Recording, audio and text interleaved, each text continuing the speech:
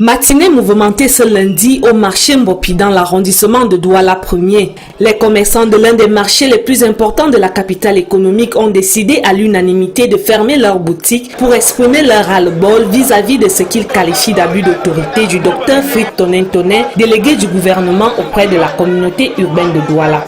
La boutique de notre secrétaire général a été scellée par la communauté urbaine, représentée par M. Fritz Tonen. Nos bureaux d'Ascodim ont été scellés. Nous sommes allés voir le préfet pour lui poser notre problème. Il nous a écoutés et nous a dit qu'il devait nous rappeler après. Nous sommes allés voir M. Fritz Tonen dans son bureau le lendemain. Il nous a dit qu'il ne recevait pas le mardi, mais qu'il recevait le vendredi. Nous avons envoyé nos représentants le vendredi le rencontrer. Il nous a dit qu'il n'avait pas de temps à nous recevoir.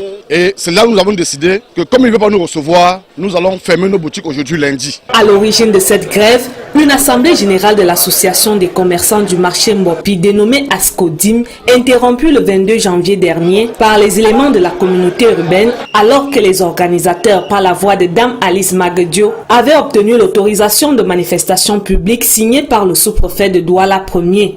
Nous, on a eu l'autorisation pour faire une assemblée à l'esplanade pour expliquer aux commerçants la loi de finances 2019. Le chef de centre des impôts était là. C'est les gens de la communauté urbaine qui viennent débrancher les appareils et disent qu'ils ne veulent pas que nous on doit faire ça ici, qu'on a qu'à aller faire ça ailleurs. Tout ça parce que quoi, ils ont voulu mettre un poste de transformation là-bas dehors pour nous vendre la lumière. Nous on a dit non, on allait jusqu'à voir la Sonel pour ça et les gens de la Sonel nous ont compris. Selon les informations recueillies ici, le bras de fer entre ces commerçants et la CUD remonte aux origines de ce marché. En effet, cet espace qui était à l'origine un lieu d'habitation a été accordé en compensation aux commerçants qui avaient été déguerpis du marché de l'ancienne gare routière en raison des travaux d'extension du port autonome de Douala. Les commerçants qui avaient légalement obtenu des titres de propriété estiment que le délégué du gouvernement nourrit l'intention de les leur arracher au nom de son pouvoir. Que ça, ce sont nos boutiques que nos parents nous ont laissées avant de mourir. J'ai fait filmer tout à l'heure des documents qui montrent les premières attestations d'attribution qui avaient été délivrées dans les années 78 à titre définitif. Mais maintenant, M. Fritz Tonen veut utiliser de la ruse